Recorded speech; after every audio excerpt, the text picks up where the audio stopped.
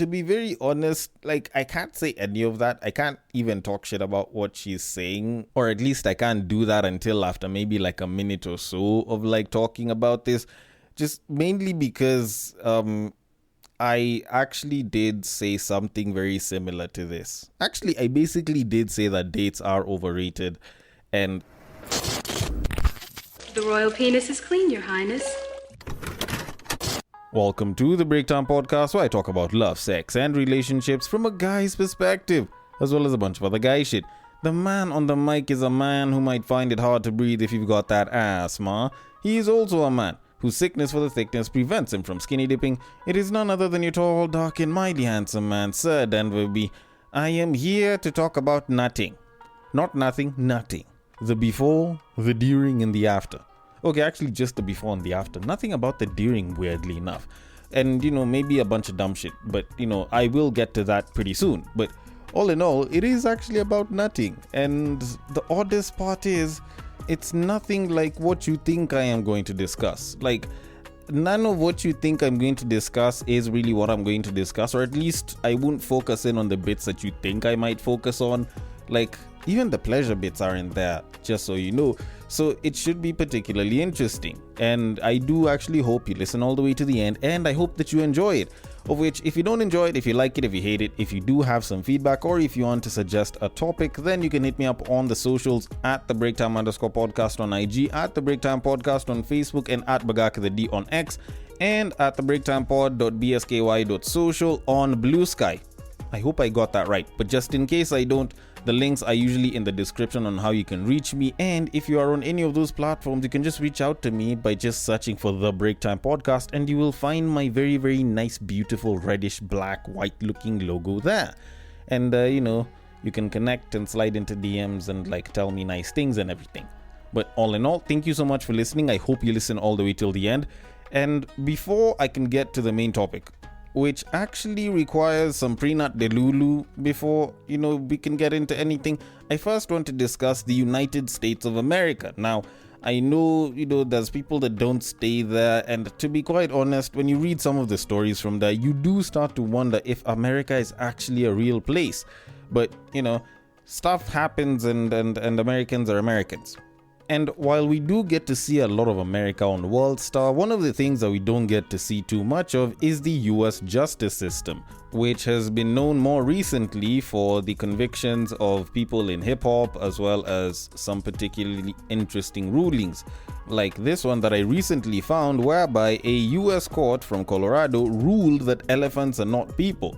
Now, I'm not gonna lie to you, I did think about talking about this on the podcast, and I know it's absolutely pointless. Like, the idea that someone had to go and make a ruling that elephants aren't people just seems very wild, because most people who've seen an elephant that know that elephants exist, in their right minds knows for a fact that, they probably aren't people. They like to look at people like pets, but they are not people.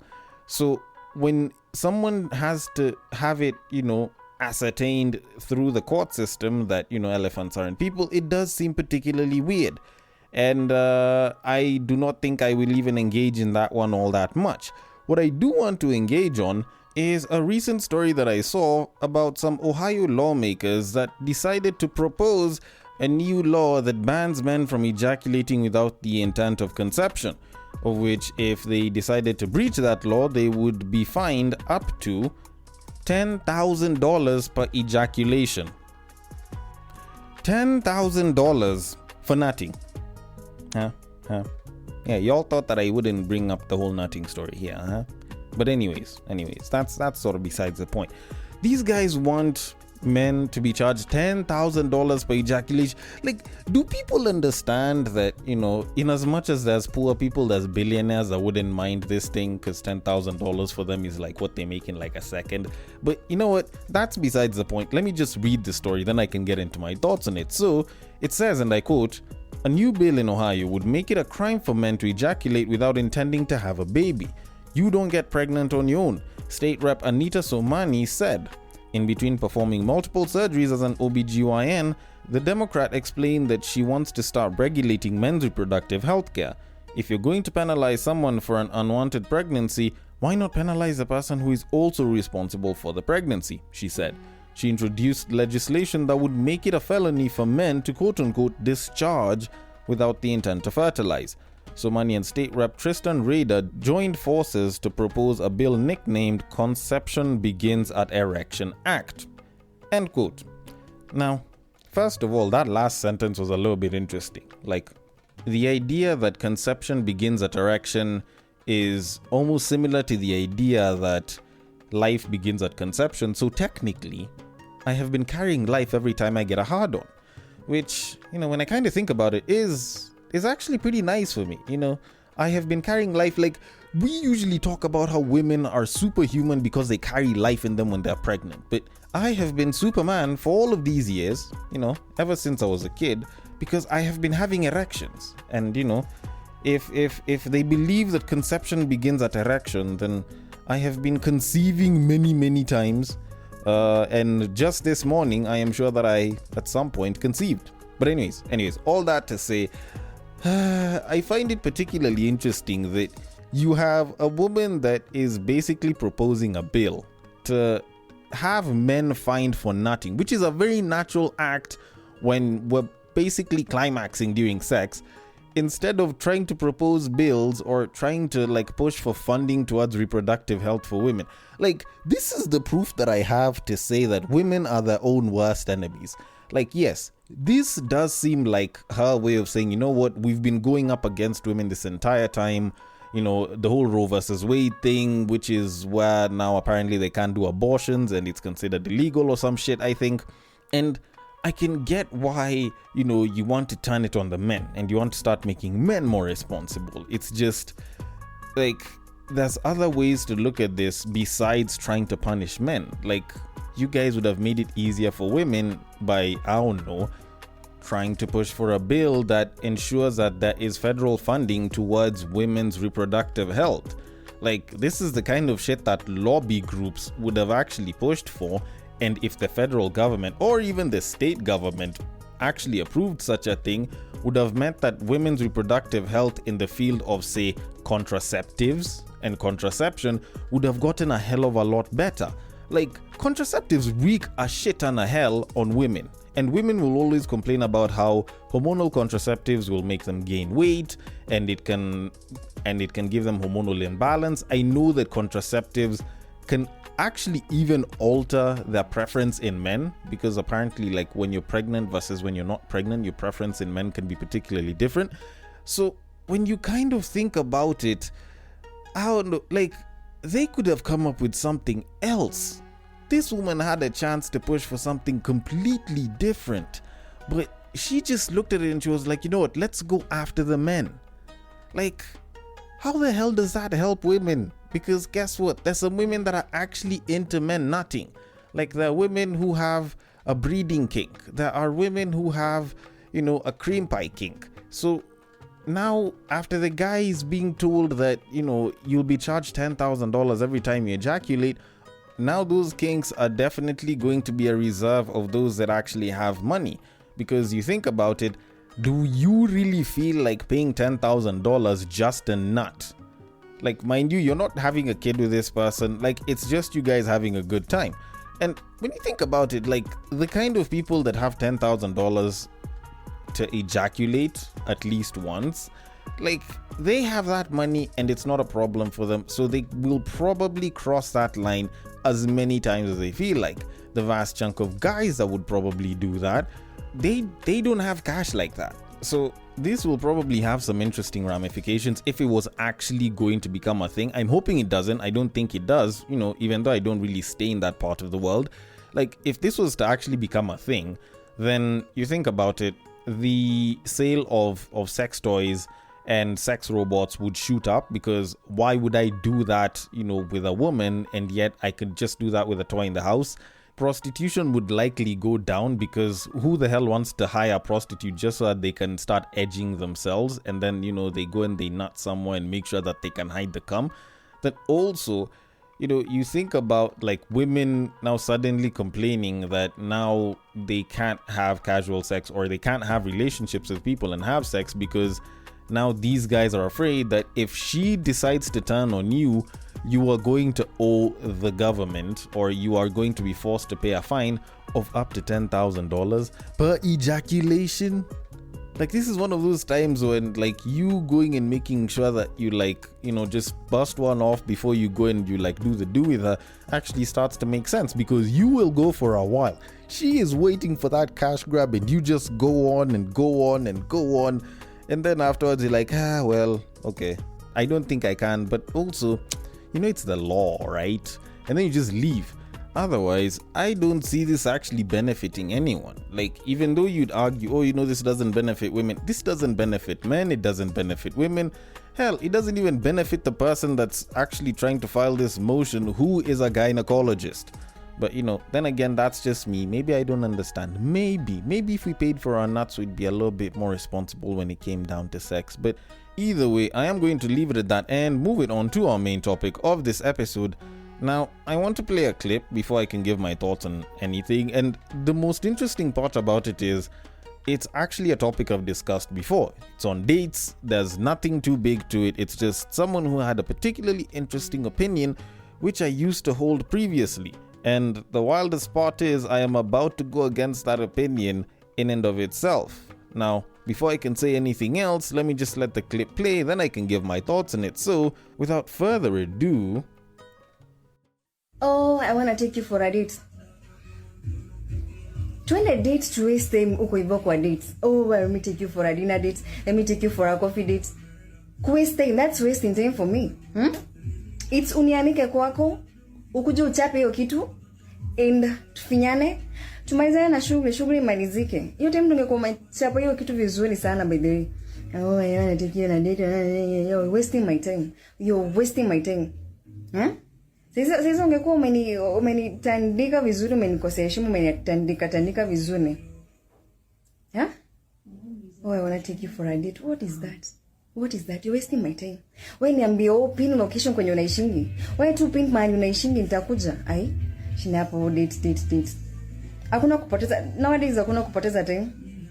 Nikuje ni test gear kama inafanya kazi, nijue kama tunaendelea ama hatuendelee. Simple. Okay, so I can get why some people would probably think that this shorty was probably saying this shit because maybe she's a hoe, or maybe she was horny, or maybe she's clueless, or she lacks, you know, self-esteem or self-worth or something like that, and she's embarrassing herself online. But to be very honest, like, I can't say any of that. I can't even talk shit about what she's saying, or at least I can't do that until after maybe like a minute or so of like talking about this.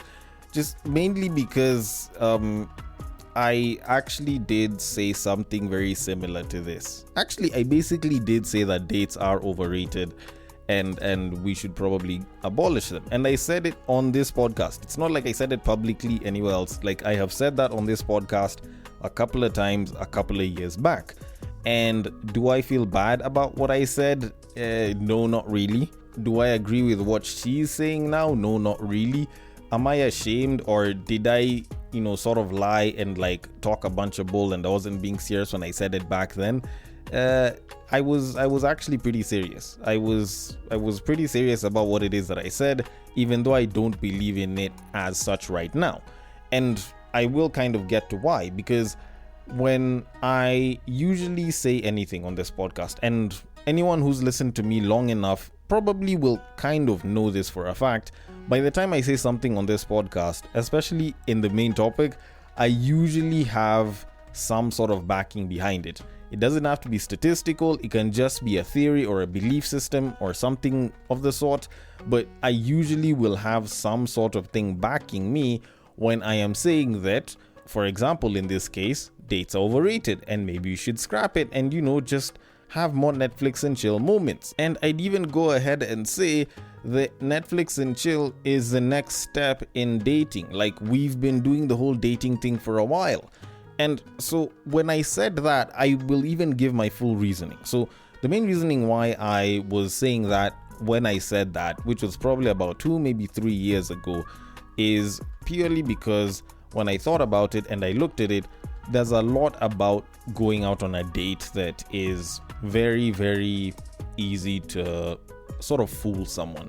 Like, when you actually think about it, when it comes down to going out on a date and using it as a marker to test certain things on someone, you can actually lie your way through a good chunk of the things. Like the whole, does he have a stable income, or does he look like he can handle himself, blah, blah.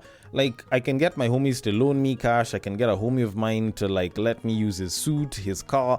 Like, I could basically get a bunch of those things from the homies and go out on a date and look like my best and act like I am doing particularly well for myself.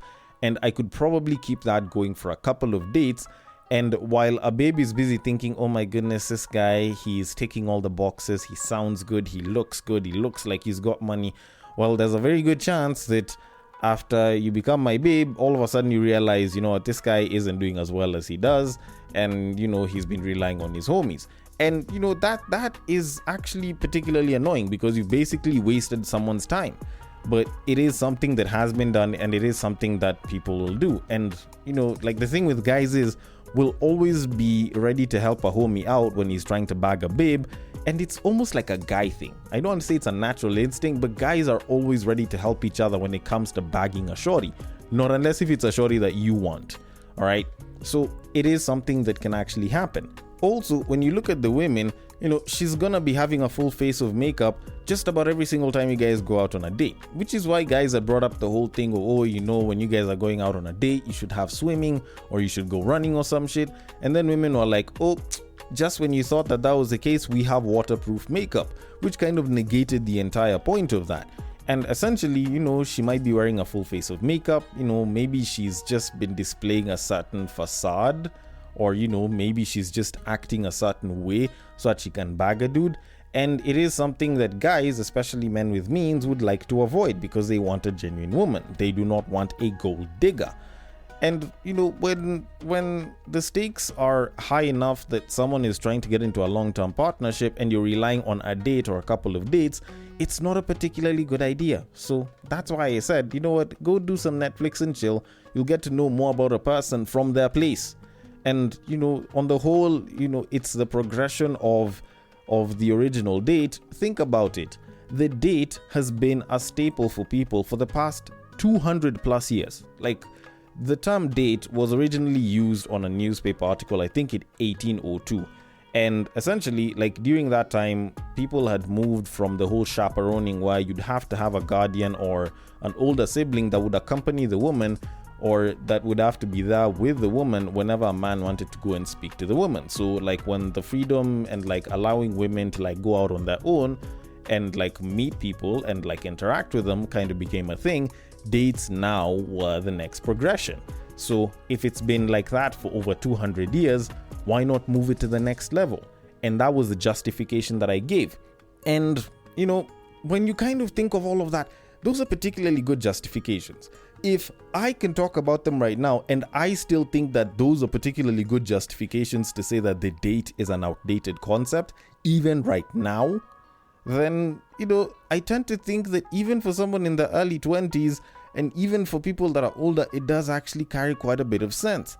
But with that said, as someone who's grown through time and has grown through the experience of discussing relationships and also just, being a lot more introspective, I can see the value in a date today. I can see where dates actually have value.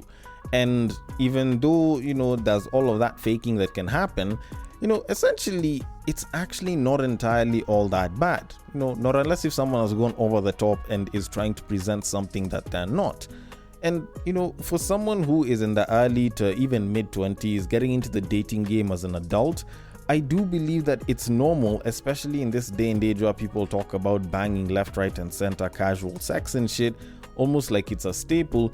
I feel like it's normal for someone in the early to mid-20s to be saying such a thing and to kind of believe it.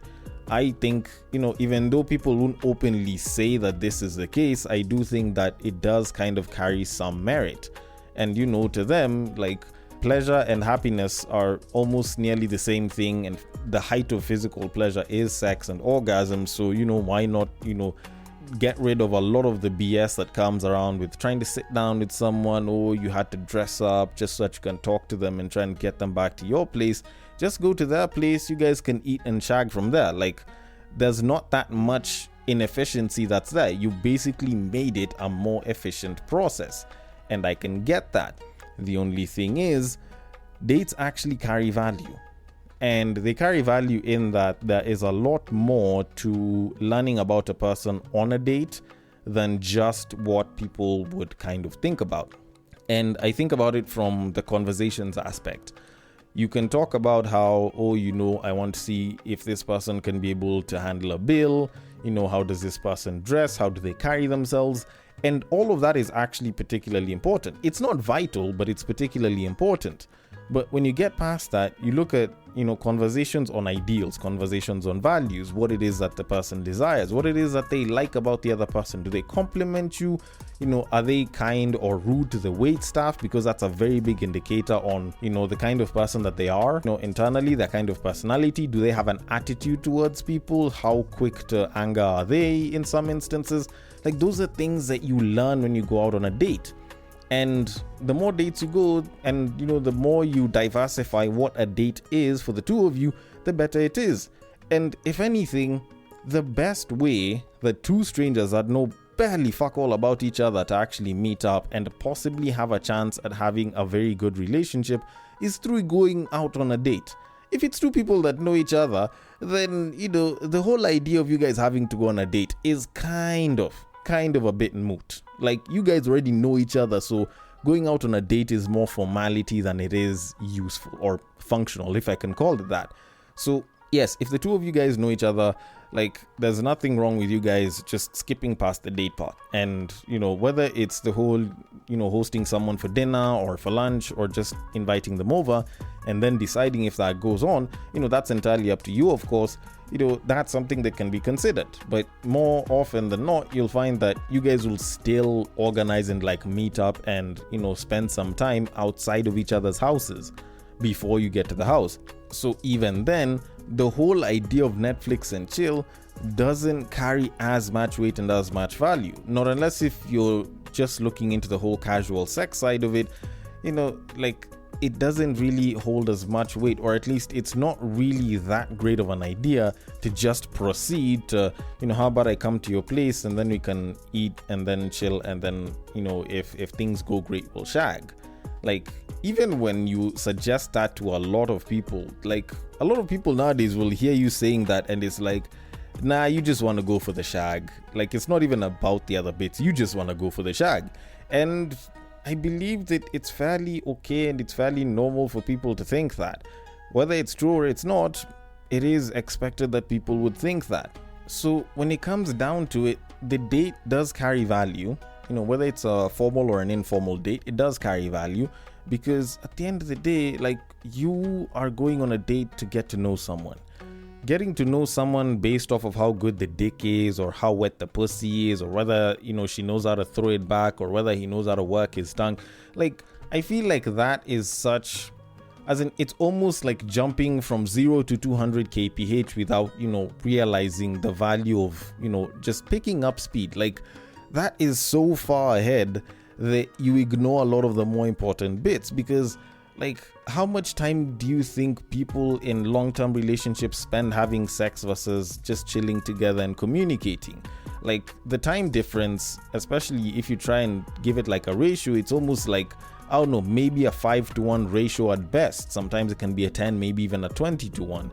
So for all the time that two people that supposedly love each other who are in a relationship will spend together, which, even though you were to argue is maybe say 12 hours in a day, you'd probably only throw maybe about an hour of that into sex if they've been together long enough.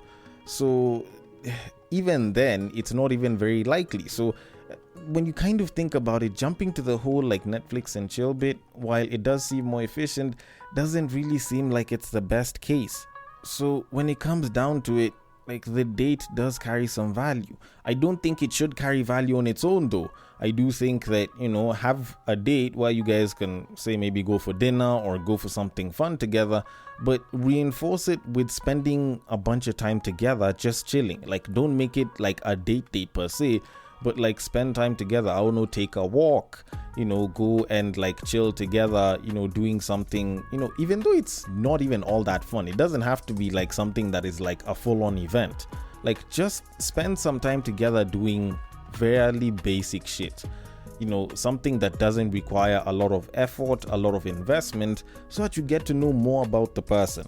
Like, I feel like reinforcing a date with actually spending time together like that is the most ideal sort of situation for two people to actually get to know each other pretty well and decide whether they're going to spend time with each other. Which kind of brings me to my conclusion to all of this.